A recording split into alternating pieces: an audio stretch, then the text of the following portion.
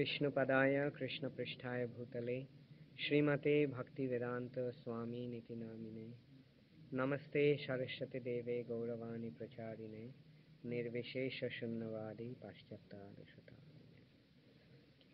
हरे कृष्णा। তাহলে আমাদের আলোচনার বিষয়বস্তু হচ্ছে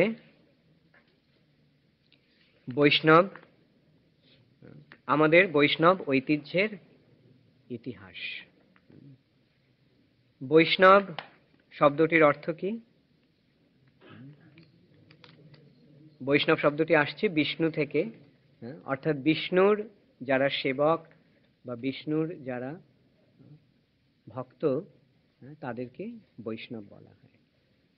অর্থাৎ বিষ্ণু হচ্ছেন ভগবান এবং বৈষ্ণব হচ্ছে ভগবানের ভক্ত।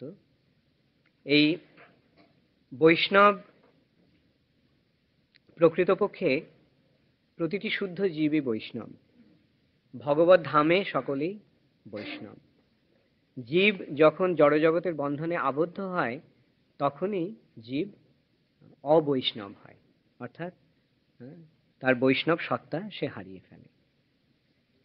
তাই সৃষ্টির আদিতেই ভগবান কিভাবে পুনরায় বৈষ্ণব হওয়া যায় সেই শিক্ষা প্রদান করেন। সেটি তিনি প্রথমে কাকে দান করেন? ব্রহ্মাকে। এবং সেই জ্ঞানটি কিভাবে প্রকাশিত হয়েছে? না, সেই জ্ঞানটি প্রকাশিত হয়েছে বেদ রূপে। ভগবান সৃষ্টির আদিতে ব্রহ্মাকে প্রণব বা গায়ত্রী দান করেন।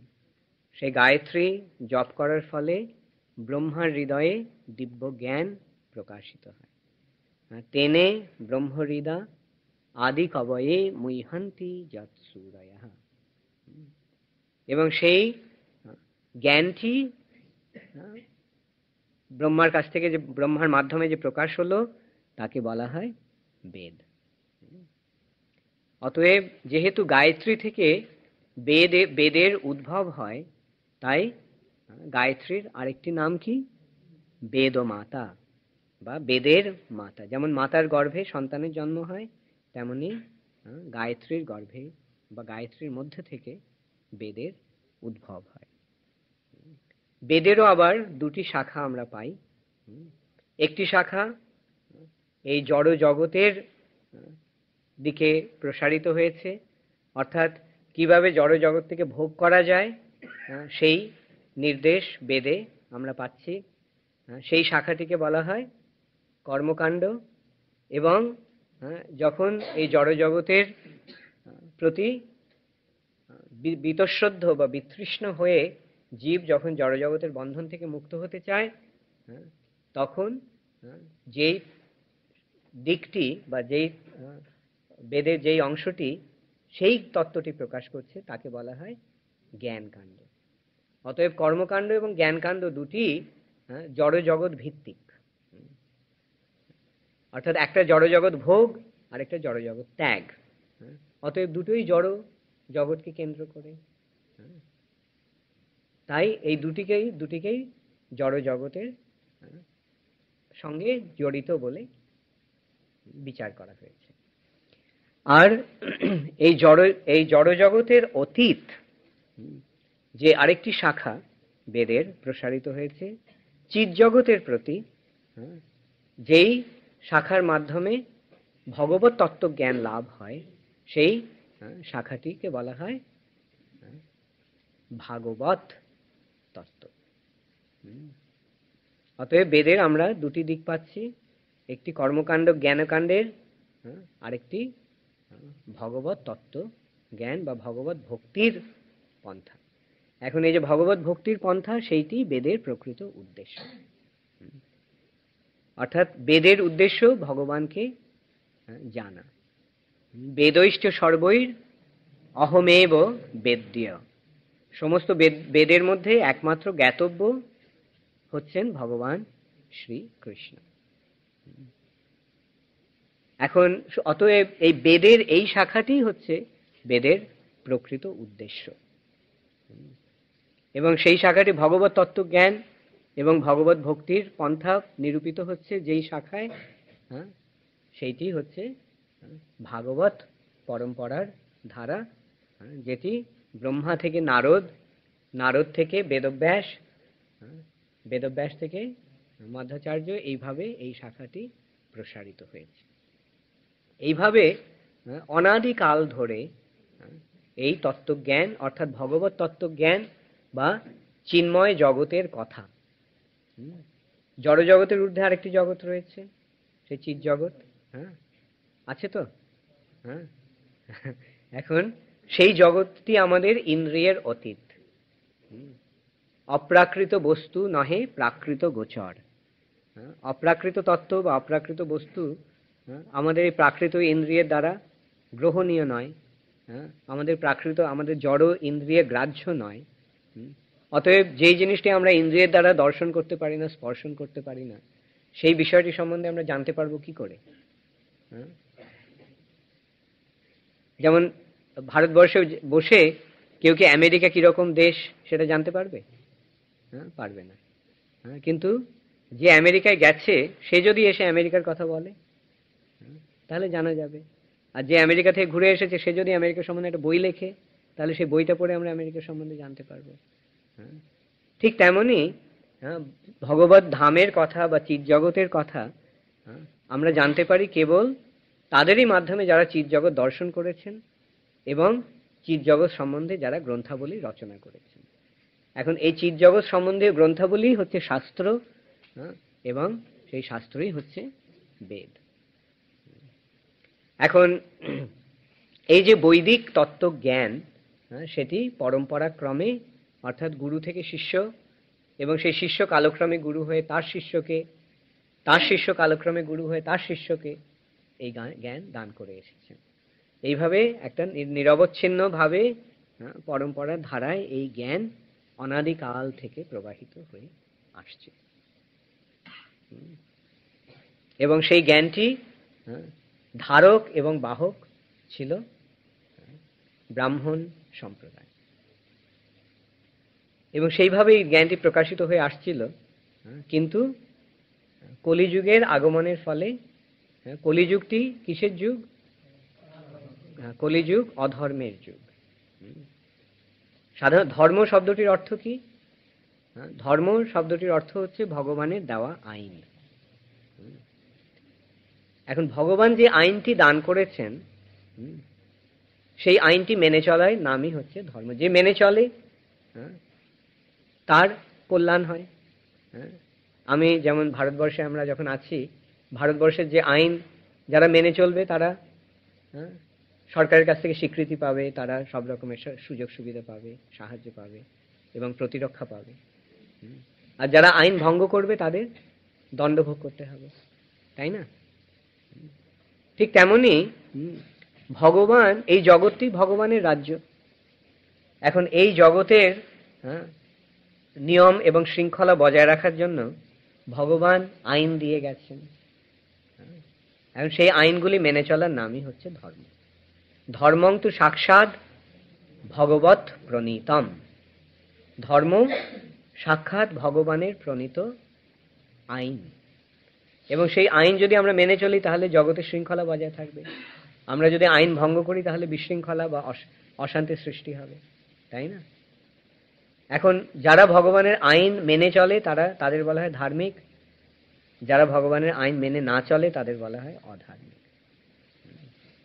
এখন ধর্ম আবার চারটি স্তম্ভের উপরে দাঁড়িয়ে আছে বা চারটি পায়ের উপরে দাঁড়িয়ে আছে। সেই ধর্মের চারটি পা কি কি?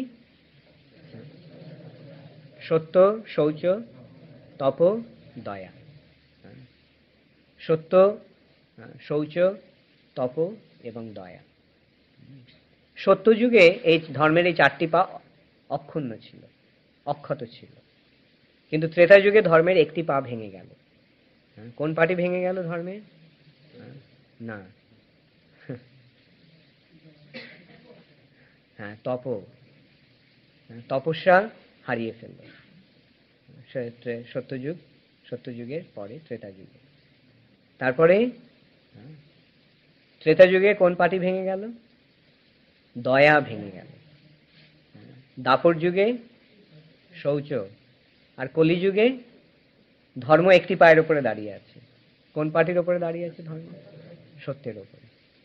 এখন এই সত্য যদি আমরা ত্যাগ করি তাহলে ধর্ম সম্পূর্ণরূপে নষ্ট হয়ে যাবে।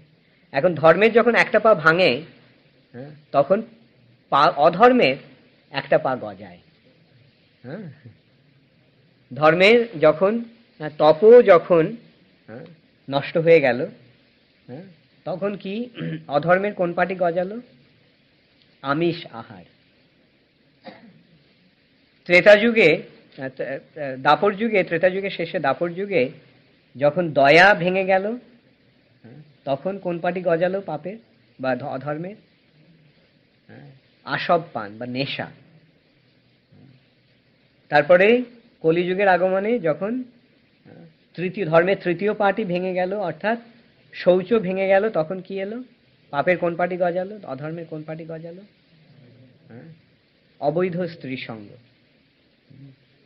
আর এই কলিযুগে যখন ধর্মের চতুর্থ পাটিও ভেঙে যাচ্ছে, তখন কিসের প্রভাব দেখা দিচ্ছে? দ্যুতক্রিয়া, মিথ্যা আচার। এখন কলিযুগটি হচ্ছে অধর্মের যুগ। এখন এই অধর্মের যুগে ধর্মকে নাশ করার জন্য সম্পূর্ণরূপে কলি কি করলো? কলি বেদকে নষ্ট করার পরিকল্পনা করলো, কেন বেদের ওপরে ভিত্তি করে ধর্ম রয়েছে। তাই কলি কি করলো? বেদের নামে, বৈদিক আচরণের নামে নানা রকম অনাচার সৃষ্টি করলো বা অনাচারের প্রবেশ করালো। যেমন, এবং সেটা কিভাবে হলো? কেন বেদের ধারক ছিল ব্রাহ্মণেরা। এখন কলিযুগকে আশ্রয় করে রাক্ষস বৃত্তি সম্পন্ন কিছু মানুষ, কিছু জীবাত্মা, তারা ব্রাহ্মণ কুলে জন্মগ্রহণ করল। রাক্ষসা কলিম আশ্রিত্য জায়ন্তে ব্রহ্মযোনিষু। এখন তার ফলে কি হলো? তাদের মাধ্যমে বৈদিক আচারটি সম্পূর্ণভাবে ভ্রষ্ট হয়ে যেতে লাগলো, এবং মানুষ বেদের প্রতি তাদের যে আস্থা, সেটা তারা হারিয়ে ফেলতে লাগলো। এই বেদের অনাচারের ফলে কিরকম আচরণ শুরু হলো এই কলিযুগের প্রভাবে? যেমন একটা হলো, কৌলিন্য প্রথা শুরু হলো, যে কুলীন ব্রাহ্মণের মেয়ের কেবল কুলীন ব্রাহ্মণের সঙ্গেই বিয়ে হতে পারে। তা যদি না হয় তাহলে সেই ব্রাহ্মণ তার কৌলিন্য হারিয়ে ফেলবে। মেয়েকে যদি যথাযথ কুলীনের ঘরে বিয়ে না দিতে পারে, তাহলে তারা জাতিচ্যুত হবে। তার ফলে তখন কি শুরু হলো? যে কুলীন ব্রাহ্মণের সংখ্যা কম আর মেয়েদের সংখ্যা বেশি, তাই এক ব্রাহ্মণ বহু মেয়েকে বিয়ে করতে লাগে। এবং তারা কি করতো? তারা 50টা গ্রামে 50টা মেয়েকে বিয়ে করে ঘুরে ঘুরে বেড়াতো। আজকে এই বাড়িতে, কালকে ওই বাড়িতে, শ্বশুর বাড়ি। তারা এখন শুধু তাই নয়, এর সঙ্গে সতীদাহ প্রথা শুরু হলো। সতী হওয়ার সেটিও বৈদিক আচরণ। বেদে তার নির্দেশ আছে, যে যেমন আমরা দেখতে পাই কুন্তী এবং মাদ্রী পাণ্ডুর মৃত্যুর পরে ওরা দুজনেই তাদের পতির সহমরণ করতে চাইছিল। কিন্তু তখন তারা বিচার করলেন যে তারা দুজনেই যদি সহমৃত্যু বরণ করেন, তাহলে তাদের ওই 5টি পুত্রকে দেখার জন্য কেউ থাকবে না। তাই জন্য তাদের একজনকে বেঁচে থাকতে হবে। এবং তাই নিয়ে তাদের তর্ক বিতর্ক শুরু হল। কুন্তী বলল, আমি যেহেতু বড়, তাই আমি সহমৃতা হব। মাদ্রী বললেন যে না, দেখো, তোমার 5টি ছেলের মধ্যে 3টি তোমার, সুতরাং তোমার পুত্রের সংখ্যা বেশি, তাই তোমাকে থাকতে হবে। এবং যেহেতু আমার জন্য আমার পতির মৃত্যু হলো, তাই জন্য আমারই তার সহমৃতা হওয়া কর্তব্য। এইভাবে তখন স্বেচ্ছায় তারা পতির সঙ্গে সহমৃতা হতেন। হ্যাঁ, কিন্তু এই কলিযুগের প্রভাবে একটা প্রথা শুরু হলো কি সতীদাহ, হ্যাঁ, যে পতির যদি মৃত্যু হয়, হ্যাঁ, তাহলে তার পত্নীকে জোর করে বেঁধে, হ্যাঁ, তার পতির আগুনের চিতায় ফেলে দেওয়া হতো, চিতার আগুনে ফেলে দেওয়া হতো। এইরকম নানা রকম নৃশংস সমস্ত আচরণ, হ্যাঁ, বেদের নামে হতে শুরু করলো। এবং আরেকটা হলো, হ্যাঁ, যে বেদের নামে অসংখ্য পশু বলি হতে লাগলো। তারা ব্রাহ্মণেরা বেদের নামে হ্যাঁ পশু বলি দিতে লাগলো। তখন এইভাবে বেদের নামে অধর্মের প্রসার এত বাড়তে লাগলো যে ভগবান তখন মানুষকে বেদ বিমুখ করার জন্য, এই সমস্ত অনাচার বন্ধ করার জন্য তিনি স্থির করলেন যে মানুষকে বেদ বিমুখ করবেন, তাই তিনি বুদ্ধদেব রূপে অবতীর্ণ হলেন।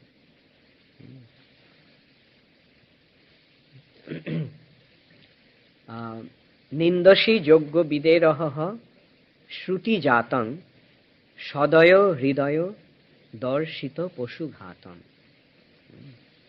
ভগবানের সদয় হৃদয় এই জীব হত্যা দর্শন করে ব্যথিত হয়েছিল, তাই তিনি যজ্ঞবিধির নাম করে এই যে সমস্ত আচরণ হচ্ছিল সেগুলিকে বন্ধ করার জন্য তিনি কেশব ধৃত বুদ্ধ শরীর, কেশব পরমেশ্বর ভগবান শ্রীকৃষ্ণ তিনি বুদ্ধদেব রূপে অবতীর্ণ হলেন। বুদ্ধদেব রূপে অবতীর্ণ হয়ে তিনি কি করলেন? তিনি ভারতবাসীদের বেদ বিমুখ করলেন। তার ফলে কি হলো? বেদ না মানিয়া বৌদ্ধ হইল নাস্তিক। বৌদ্ধরা যেহেতু বেদ মানল না, তাই তারা প্রচ্ছন্ন নাস্তিক, সরাসরি ভাবে নাস্তিক নয়। তারা মুখে তাদের আচরণে মনে হয় যেন তারা ভগবানকে মানে, কিন্তু প্রকৃতপক্ষে তারা ভগবানকে মানছে না। এটা প্রচ্ছন্ন নাস্তিকতার একটি দিক।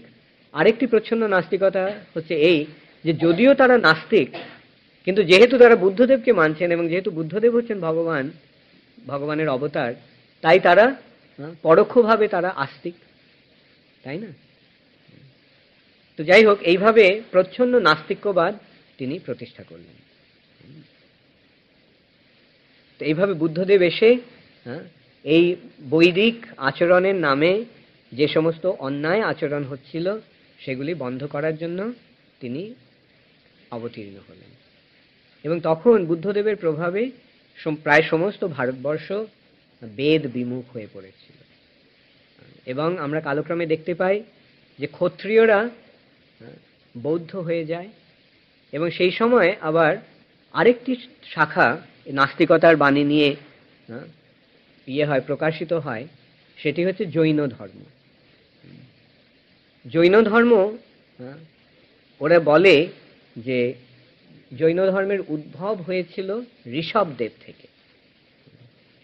কিন্তু ঋষভদেব ভগবানের অবতার, তিনি অবধূত রূপে তিনি ছিলেন পৃথিবীর রাজা ভরত মহারাজের পিতা এবং নবযোগেন্দ্রের পিতা। কিন্তু তিনি একসময় তার পুত্রদের হাতে রাজ্যভার অর্পণ করে তিনি গৃহত্যাগী হন, এবং তখন তিনি অবধূতের মতো তিনি সর্বত্র ভ্রমণ করতে থাকেন।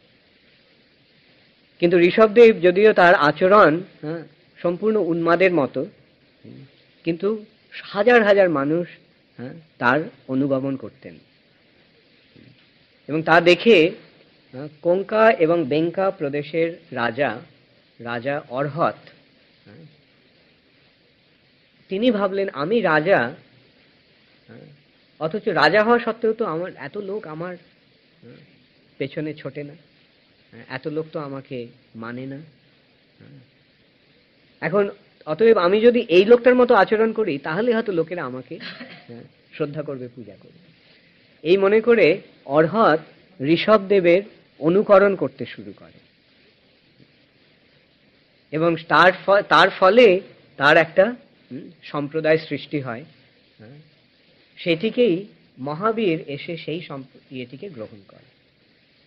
জৈনরা বলে যে তাদের প্রবর্তক হচ্ছে, তাদের জৈন ধর্মের প্রবর্তক হচ্ছে ঋষভদেব, আর দ্বিতীয় তীর্থঙ্কর হচ্ছেন ওরা অর্হতকে বলে অর্হন্ত।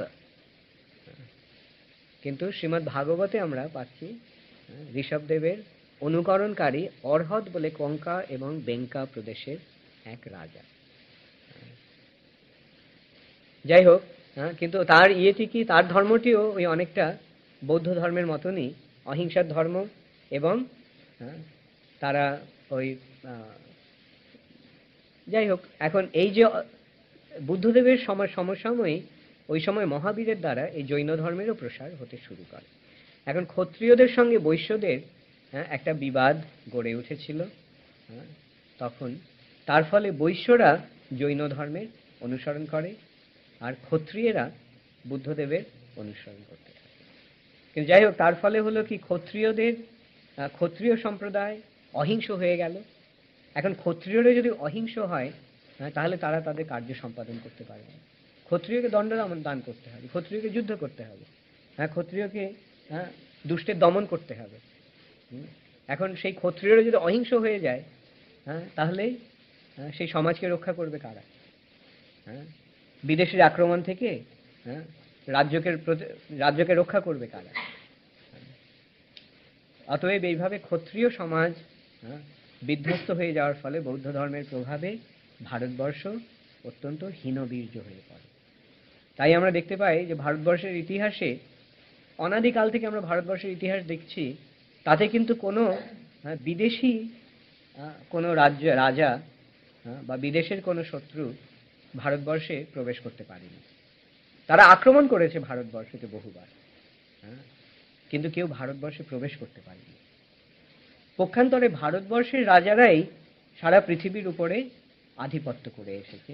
পরীক্ষিত মহারাজ পর্যন্ত ভারতবর্ষের রাজারাই পৃথিবীর শশাগড়া পৃথিবীর একচ্ছত্র অধীশ্বর ছিলেন।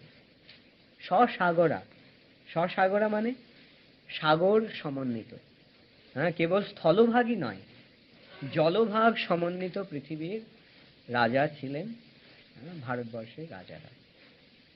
সেটি আমরা দেখতে পাই পরীক্ষিত মহারাজের রাজ্য পর্যন্ত। আর পরীক্ষিত মহারাজের সময় থেকেই কলিযুগের সূচনা হয়। এবং ক্রমে ক্রমে এইভাবে যখন ভারতের বর্ণাশ্রম ধর্ম বা বৈদিক ধর্মের অবক্ষয় হতে থাকে, তখন ভারতবর্ষের রাজারা অত্যন্ত হীনবীর্য হয়ে পড়ার ফলে বিদেশিরা এসে ভারতকে অধিকার করে বা ভারতে প্রবেশ করার সুযোগ পায়। আমরা দেখতে পাই ভারতের ইতিহাসে যে প্রায় এই 900 বা 1000 বছর আগেই কেবল বিদেশিরা ভারতে প্রবেশ করেছে। মোহাম্মদ ঘুরি পৃথ্বীরাজকে হারিয়ে, যদিও বহুবার সে 17 বার আক্রমণ করেছিল পৃথ্বীরাজকে, কিন্তু প্রতিবার মোহাম্মদ ঘুরি পরাজিত হয়ে ফিরে গেছে। কিন্তু অষ্টাদশ বারে সে যখন আসে আক্রমণ করে, তখন পৃথ্বীরাজের সঙ্গে জয়চাঁদের সংঘর্ষের সুযোগ নিয়ে মোহাম্মদ ঘুরি জয়চাঁদের সঙ্গে হাত মিলিয়ে পৃথ্বীরাজকে পরাজিত করে। এখন এইভাবে প্রথম বিদেশি কালক্রমে ভারতবর্ষ বিদেশিদের করতলগত হয়েছে। মুসলমানরা এসে একের পর এক ভারতবর্ষকে কেবল আক্রমণই করেনি, তারা ভারতবর্ষকে অধিকার করে নিয়েছিল। এবং অবশেষে ইংরেজরা এসে প্রায় 250 বছর ধরে ভারতের উপরে আধিপত্য করে গেছে। তো এই যে ভারতের এই যে দুর্দশা, তার কারণটি কি? এখানে আমরা দেখতে পাই যে বৈদিক ধর্মের থেকে বিচ্যুত হয়ে পড়ার ফলেই এইভাবে বিদেশি আক্রমণ বা বিদেশিরা ভারতকে পরাভূত করতে পেরেছিল। তাহলে আমরা দেখতে পাচ্ছি যে আমাদের যে কৃষ্টি, আমাদের যে ঐতিহ্য, আমাদের যে সংস্কৃতি, সেটি যদি আমরা হারিয়ে ফেলি, তার ফলেই আমাদের নানা রকম অসুবিধাই কেবল হচ্ছে না, আমাদের সর্বনাশ হচ্ছে। তাহলে এই সর্বনাশ থেকে উদ্ধারের জন্য আমাদের উপায় কি? আমাদের বৈদিক সংস্কৃতিকে পুনরায় অবলম্বন করা। এবং বৈদিক সংস্কৃতি বলতে প্রকৃতপক্ষে কি বোঝায়? বর্ণাশ্রম ধর্ম, এবং তার চরম প্রকাশ হচ্ছে বৈষ্ণবতায়। তো এইভাবে কিন্তু এই বুদ্ধদেবের আসার পরে ক্রমশ যদিও ভারতের সংস্কৃতির বিপর্যয় দেখা দিয়েছে এবং অবক্ষয় হয়েছে, কিন্তু তবুও আরেকটা ভালো দিক আমরা দেখতে পাচ্ছি, যে ক্রমে ক্রমে আবার সেই যে নাস্তিক্যবাদ বা বেদ না মানিয়া বৌদ্ধ হইল নাস্তিক, তার থেকে আবার পুনরায় বেদের সংস্থাপন হলো। সেটা কিভাবে হলো? শঙ্করাচার্য এলেন। শঙ্করাচার্য এসে ভারতবর্ষ থেকে বৌদ্ধ ধর্মের উৎখাত করলেন। বৌদ্ধদের হচ্ছে সিদ্ধান্ত ছিল যে 10টি সৎকর্ম করাই হচ্ছে ধর্ম, আর জীবনের চরম উদ্দেশ্য হচ্ছে নির্বাণ, আর নির্বাণ মানে শূন্যে লীন হয়ে যাওয়া। শঙ্করাচার্য এসে বললেন যে দেখো, তোমরা যে নির্বাণের কথা বলছো, এটা তো বেদের কথা। নির্বাণ শব্দটি বেদের বাণী, আর বেদে নির্বাণের অর্থ শূন্যে লীন হয়ে যাওয়া নয়। নির্বাণের অর্থ হচ্ছে পূর্ণে লীন হয়ে যাওয়া বা ব্রহ্মে লীন হয়ে যাওয়া। এবং ব্রহ্ম কি তা তিনি প্রতিষ্ঠা করলেন, যে ব্রহ্ম, যেহেতু বৌদ্ধরা নাস্তিক, তাই পূর্ণরূপে শঙ্করাচার্য বেদের তত্ত্বটি প্রদান করলেন না। যাতে তাদের পক্ষে গ্রহণীয় বা স্বীকার্য হয়, ঠিক ততটুকু তিনি তাদের প্রদর্শন করলেন। তিনি বললেন যে ব্রহ্ম হচ্ছে নিরাকার, নিঃশক্তিক, নির্বিশেষ, এবং সেই ব্রহ্মে লীন হয়ে যাওয়াই হচ্ছে জীবনের উদ্দেশ্য। এবং তার সেই সিদ্ধান্তটি প্রতিষ্ঠা করার জন্য তিনি বললেন, এই জগৎ ব্রহ্ম সত্য, জগৎ মিথ্যা। এবং জগৎ মিথ্যাটি কিরকম না, যে যেমন সর্পতে যেমন রজ্জুতে সর্পভ্রম হয়, যেমন মরীচিকায় জল ভ্রম হয়, ঠিক তেমনি এই জগৎটি ভ্রম। প্রকৃতপক্ষে এটি নয়, কিন্তু আমাদের এই জগৎটি বাস্তব বলে মনে হচ্ছে। কিন্তু প্রকৃতপক্ষে যেমন রজ্জুতে সর্প নেই, তেমনি এই জগতেও বাস্তব বস্তুটি নেই। এই সিদ্ধান্ত দিয়ে শঙ্করাচার্য বৌদ্ধ ধর্মকে নিরস্ত করে তিনি পুনরায় ভারত জুড়ে বেদ প্রতিষ্ঠা করলেন। তারপরে রামানুজাচার্য এসে তিনি শঙ্করাচার্যের এই যে মত, সেটি তিনি খণ্ডন করলেন। তার কয়েকটি দৃষ্টান্ত এইরকম, যে শঙ্করাচার্য বললেন ব্রহ্ম সত্য, জগৎ মিথ্যা। এবং যেমন মিথ্যা কিরকম, যেমন রজ্জুতে যেমন সর্পভ্রম হয়, তেমনি এই জগৎটা ভ্রম। রামানুজাচার্য বললেন ঠিক আছে, রজ্জুতে সর্পভ্রম হচ্ছে, রজ্জুতে সর্প নেই মানলাম, এটা রজ্জু, কিন্তু কোথাও না কোথাও সর্প আছে বলেই তো সর্প বলে ভ্রম হচ্ছে। যদি সর্প না থাকতো তাহলে রজ্জুতে সর্পভ্রমের কোনো প্রশ্ন উঠতো না। অতএব এই জগৎটিকে যে আমরা বাস্তব বলে মনে করছি, এই জগৎটি বাস্তব না হতে পারে, কিন্তু বাস্তব জগৎ কোথাও রয়েছে বলেই তো এই জগৎটিকে বাস্তব বলে আমরা ভুল করছি। এইভাবে তিনি শঙ্করাচার্যের মত খণ্ডন করে তিনি প্রতিষ্ঠা করলেন কি, যে এই জড় জগতের ঊর্ধ্বে আরেকটি জগৎ রয়েছে, এই জগৎটি হচ্ছে সেই জগতের প্রতিবিম্ব। এই জগতে যা কিছু রয়েছে তা সব ওই জগতে রয়েছে, এবং ওই জগৎটি বাস্তব, এই জগৎটি তার ছায়া, এবং ছায়া রূপে এই জগৎটিও সত্য, এই জগৎটি মিথ্যা নয়। যেমন জলে গাছের ছায়া পড়েছে, তাহলে জলে যে যা কিছু দেখা যাচ্ছে গাছটাতে সবকিছু রয়েছে বলেই দেখা যাচ্ছে, তাই না? যদি গাছটিতে পাতা, সবুজ পাতা না থাকতো, আর লাল ফুল না থাকতো, আর হলুদ ফল না থাকতো, তাহলে জলে কি লাল ফুল, হলুদ ফল আর সবুজ পাতা দেখা যেত? দেখা যেত না। এবং সেইভাবে তিনি প্রতিষ্ঠা করলেন যে এই জগতের যে বৈচিত্র্য, এই জগতের বৈচিত্র্য ওই জগতেও রয়েছে। এইভাবে তিনি তার শঙ্করাচার্যের কেবলাদ্বৈতবাদের উপরে তিনি বিশিষ্টাদ্বৈতবাদ প্রতিষ্ঠা করলেন। তারপরে মধ্বাচার্য এসে আরো দৃঢ়ভাবে তিনি তার মধ্য গৌড় সম্প্রদায়ের মাধ্যমে তিনি এই জগতে বৈষ্ণব ধর্মকে প্রতিষ্ঠা করলেন। কিন্তু এই যে শঙ্করাচার্যের অদ্বৈতবাদ এবং বৈষ্ণবদের দ্বৈতবাদ, তার মধ্যে একটা সংঘর্ষ গড়ে উঠেছিল। অবশেষে শ্রী চৈতন্য মহাপ্রভু এসে তার অচিন্ত ভেদাভেদ তত্ত্বের মাধ্যমে সেই শঙ্করাচার্যের অদ্বৈতবাদ এবং বৈষ্ণব আচার্যদের দ্বৈতবাদের সমন্বয় সাধন করলেন।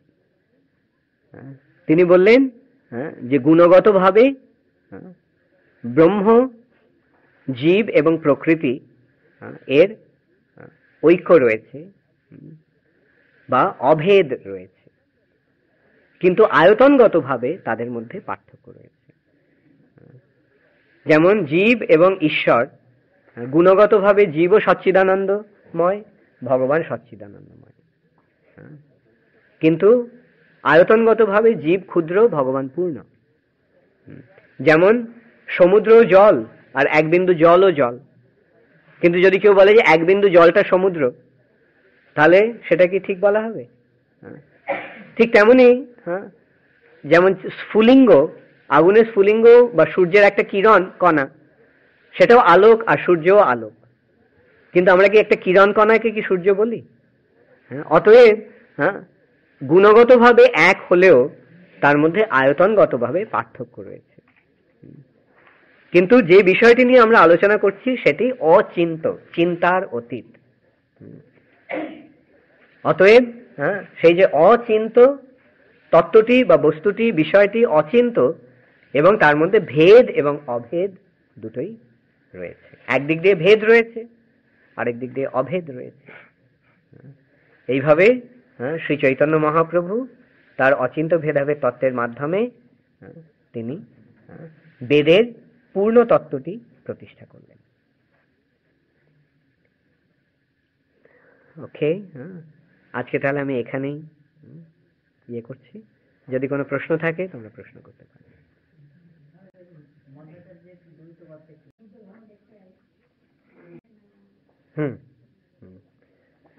প্রশ্নটি হচ্ছে সোজা কথায় যে কপিলাবস্তুর রাজার ছেলে যে সিদ্ধার্থ বুদ্ধ, তিনি এবং ভাগবতে যে বুদ্ধদেবের কথা বলা হয়েছে, তিনি কি একই বুদ্ধদেব? উত্তরটি হচ্ছে না। তার কারণটি হচ্ছে যে ভাগবতে যে বুদ্ধদেবের বর্ণনা করা হয়েছে তার জন্মস্থান হচ্ছে গয়ায়, এবং তার পিতা মাতার নাম পর্যন্ত ভাগবতে রয়েছে।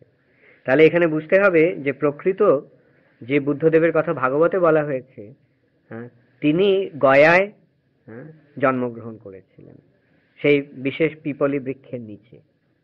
এবং কপিলাবস্তুর রাজা শুদ্ধোধনের পুত্র যে সিদ্ধার্থ, তিনি সেই পবিত্র স্থানটিতে তপস্যা করে নির্বাণ লাভ করেছিলেন। তার অতএব ওই স্থানটি প্রকৃত বুদ্ধদেবের জন্মস্থান হওয়ার ফলেই পবিত্র স্থান, এবং সেই স্থানটিতে তিনি তপস্যা করে নির্বাণ লাভ করেছিলেন। অতএব এই বুদ্ধ যে শুদ্ধোধনের পুত্র, যে কপিলাবস্তুর রাজপুত্র যে সিদ্ধার্থ, তিনি এবং শ্রীমদ্ ভাগবতের যে বর্ণিত যে বুদ্ধদেব, তিনি এক নন।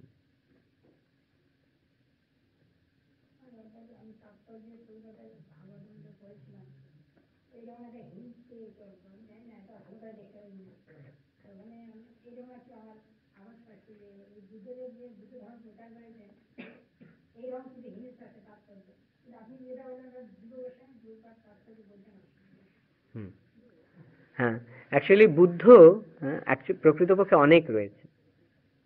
বুদ্ধ একটা পজিশন, তাদের মতে যখন একটা তাদের মতে যে একটা স্তরে যখন সেই জীব উন্নীত হন তখন তিনি বুদ্ধত্ব প্রাপ্ত হন। অতএব এখানে আমাদের বুঝতে হবে যে সিদ্ধার্থ যে বুদ্ধ, তিনি বৌদ্ধ ধর্মের প্রবর্তক ঠিক নন, তিনি he is one of the Buddha. ঠিক আছে। হ্যাঁ, জীব গোস্বামী এবং ভক্তি সিদ্ধান্ত সরস্বতী ঠাকুরও এই তত্ত্বটি দিয়ে গেছেন।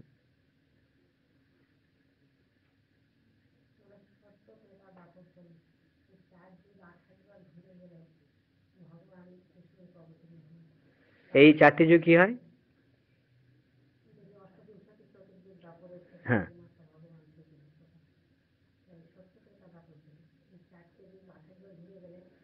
28 বার ঘুরে গেলে নয়, হ্যাঁ, ব্রহ্মার একদিনে, হ্যাঁ, ভগবান অবতীর্ণ হন তার স্বয়ং রূপে।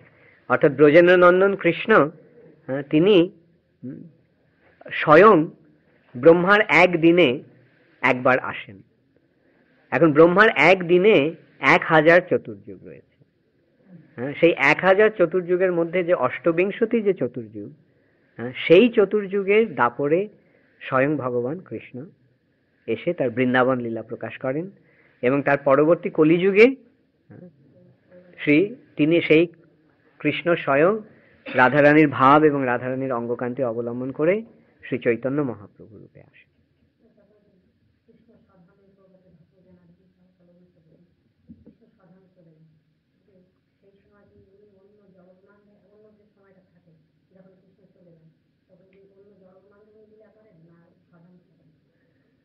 হ্যাঁ, যেখানে যখন ভগবানের লীলা তো নিরন্তর চলছে, অনন্ত ব্রহ্মাণ্ডে, হ্যাঁ, ভগবানের লীলা চলছে।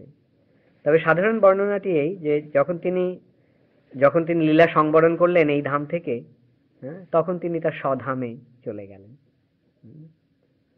কিন্তু তার লীলা, হ্যাঁ, প্রভুপাদ বলছেন যে বিভিন্ন অনন্ত ব্রহ্মাণ্ড রয়েছে, হ্যাঁ, সেই অনন্ত ব্রহ্মাণ্ডে ভগবানের লীলা নিত্য চলছে। যেমন, হ্যাঁ, এই এখনই কোনো ব্রহ্মাণ্ডে কৃষ্ণের জন্ম হলো, হ্যাঁ, অন্য কোনো ব্রহ্মাণ্ডে এখনই, হ্যাঁ, কৃষ্ণ, হ্যাঁ, পুতনাকে বধ করলেন। অন্য কোনো ব্রহ্মাণ্ডে ঠিক এই একই সময়ে, হ্যাঁ, কৃষ্ণ তৃণাবর্তকে বধ করছেন। হ্যাঁ, সেই একই সময়ে কোনো ব্রহ্মাণ্ডে কৃষ্ণ ব্রজগোপীদের সঙ্গে রাসলীলা বিলাস করছেন। কোন ব্রহ্মাণ্ডে কৃষ্ণ এখনই গিরি গোবর্ধন ধারণ করছেন। হ্যাঁ, তো এইভাবে শ্রীল প্রভুপাদ বলে গেছেন যে কৃষ্ণের যেমন সূর্যের ইয়ে যদি আমরা দেখি যে একই সময়ে, হ্যাঁ, পৃথিবীর বিভিন্ন স্থানে, হ্যাঁ, বিভিন্ন সময় রয়েছে, তাই না? যেমন এখানে এখন 8:10 অন্য কোনো জায়গায় এখন 7:10, আরেক জায়গায় এখন 6:10, হ্যাঁ, আবার কোনো জায়গায় এখন, হ্যাঁ, ভোর 5টা, কোনো জায়গায় সূর্য সবে উঠছে, হ্যাঁ, কোনো জায়গায় মধ্যরাত্রি, তাই নয় কি? ঠিক তেমনই কৃষ্ণের লীলা, হ্যাঁ, প্রতিটি ক্ষণে, হ্যাঁ, প্রকাশিত হচ্ছে।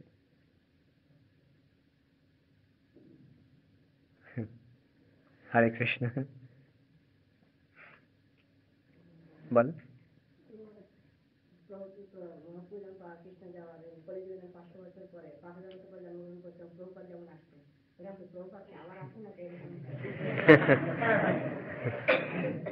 হ্যাঁ, বুঝতে হবে যে, হ্যাঁ, আবার আসবেন, কিন্তু কখন আসবেন? হ্যাঁ, যে এক তো বলা যেতে পারে যে এখনই ধরো যেখানে কৃষ্ণলীলা চৈতন্য মহাপ্রভুর, হ্যাঁ, যে ব্রহ্মাণ্ডে চৈতন্য মহাপ্রভু লীলা ইয়ে হলো, হ্যাঁ, তার, হ্যাঁ, পরে প্রভুপাদের আবির্ভাব হয়ে তিনি সেখানকার অন্যান্য মহাদেশগুলিতে, হ্যাঁ, কৃষ্ণ ভক্তির প্রচার করলেন। অথবা আরেক দিক দিয়ে দেখতে গেলে যে এই ব্রহ্মাণ্ডে, হ্যাঁ, ব্রহ্মার একদিনে কৃষ্ণ আসেন, তারপরে চৈতন্য মহাপ্রভু আসেন, কিন্তু সেটা কতদিন পরে? 1000 চতুর্যুগের পরে। তা 1000 চতুর্যুগ মানে 4.32 বিলিয়ন ইয়ার।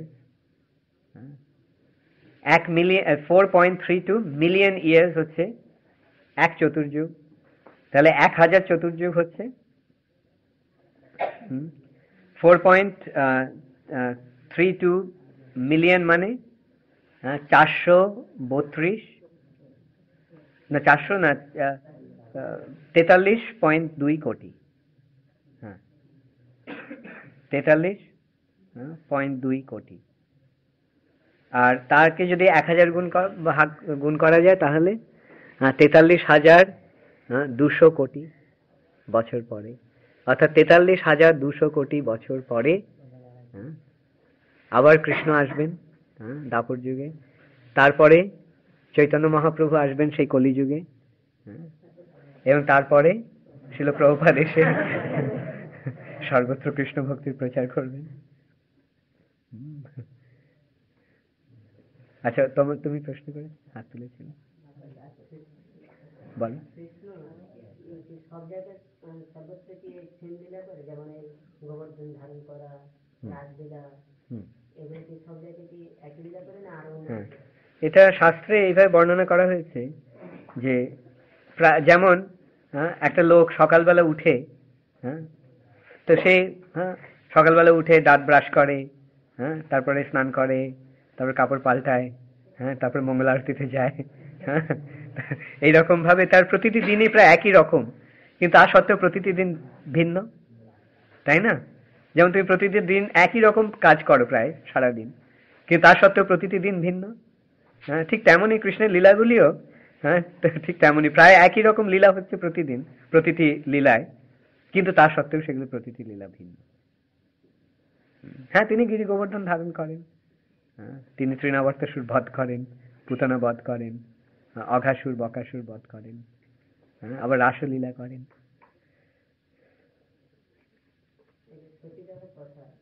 রাজা রামমোহন রায় এটাকে উচ্ছেদ করলেন বা আর অন্যান্য এরা, এটা করাটা ঠিক নাকি? দেখো, যেটা যে দুটো দিক রয়েছে ধর্ম আচরণের।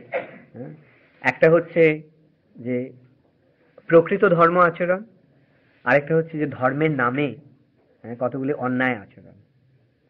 যেমন কেউ যদি স্বেচ্ছায় সতী হতে চায়, অর্থাৎ তার কোনো স্ত্রীর যদি তার পতির প্রতি এত আসক্ত থাকেন, এত আকৃষ্ট থাকেন যে পতির মৃত্যুর পরে তিনি মনে করেন যে তার বেঁচে থাকার আর কোনো উদ্দেশ্য নেই, এই মনে করে তিনি স্বেচ্ছায় যদি তার পতির অনুগমন করেন, সেটা পূজনীয়, সেটা প্রশংসনীয়। কিন্তু কারোর ইচ্ছার বিরুদ্ধে জোর করে ধর্মের নামে তাকে যদি আগুনে ফেলে দেওয়া হয়, সেটা নিশ্চয়ই অন্যায়।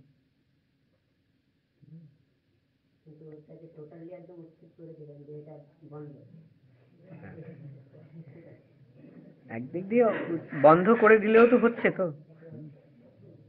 সত্যি রাজস্থানে এখনো হচ্ছে। এখন এগুলো তো জোর করে ইয়ে করা যায় না। কেউ কি জোর করে বলতে পারে তুমি তোমার পতিকে ভালোবাসতে পারবে না? তোমার পতির মৃত্যুর পরে তুমি কাঁদতে পারবে না? কেউ আইন করতে পারে? কিন্তু যদি একটা হয়, আচরণ হয়ে থাকে যে পতির মৃত্যুর পরে কাঁদতে হবে, যদি না কাঁদে তাহলে তাকে পিটিয়ে কাঁদাতে হবে।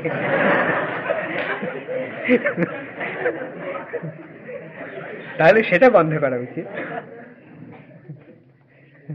আচ্ছা, অনেকগুলো হাত উঠেছে আমি দেখছি। আচ্ছা, ওখানে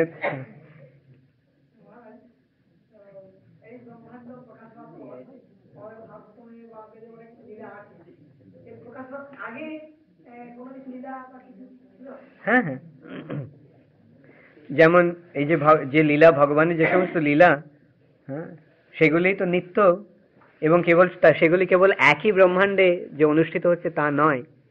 ব্রহ্মাণ্ড তো একটা নয়, অসংখ্য অগণিত ব্রহ্মাণ্ড রয়েছে। এবং সেই অসংখ্য ব্রহ্মাণ্ডে ভগবান ভিন্ন ভিন্ন সময়ে অবতরণ করছেন, করে বিভিন্ন লীলা প্রকাশ করছেন। কিন্তু লীলাগুলি প্রায় একই রকম, কারণ সত্যযুগে তিনি যে লীলাগুলো করেন, প্রায় সমস্ত ব্রহ্মাণ্ডে সত্যযুগে সেরকম লীলাই তিনি করেন। তবে হেরফের একটু এদিক সেদিক নিশ্চয়ই হতে পারে। ওকে,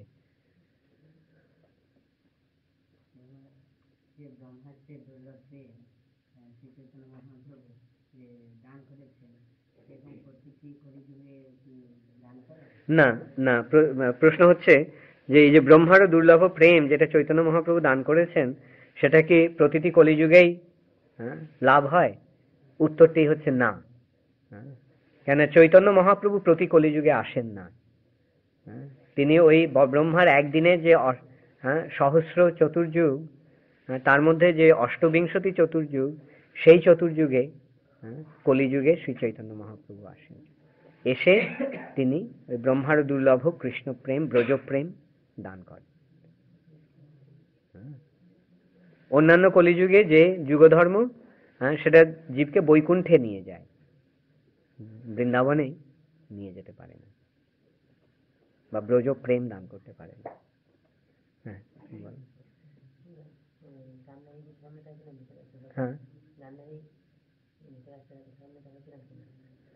গান্ধারীর, আচ্ছা, প্রশ্নটি হচ্ছে গান্ধারী কি ধৃতরাষ্ট্রের সহমৃত হয়েছিলেন? হ্যাঁ, উত্তর হচ্ছে হ্যাঁ।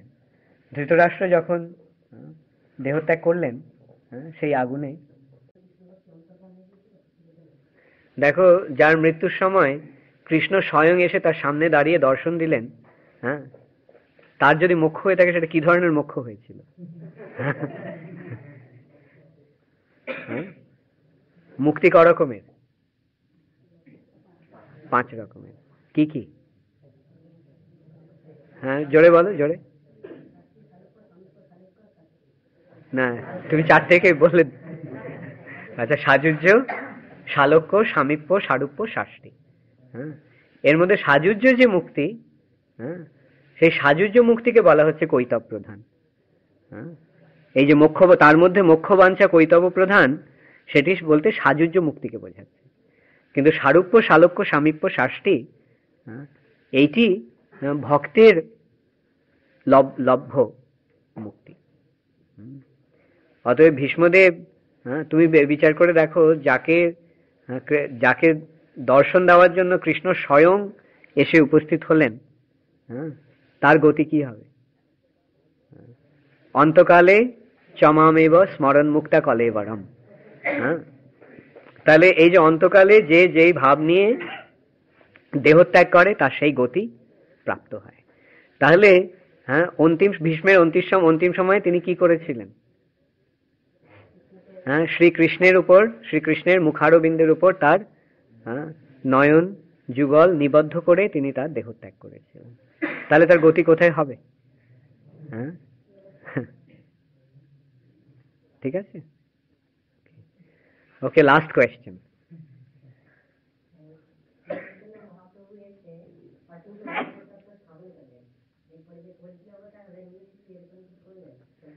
হ্যাঁ, কল্কি অবতার এসে কি করবেন?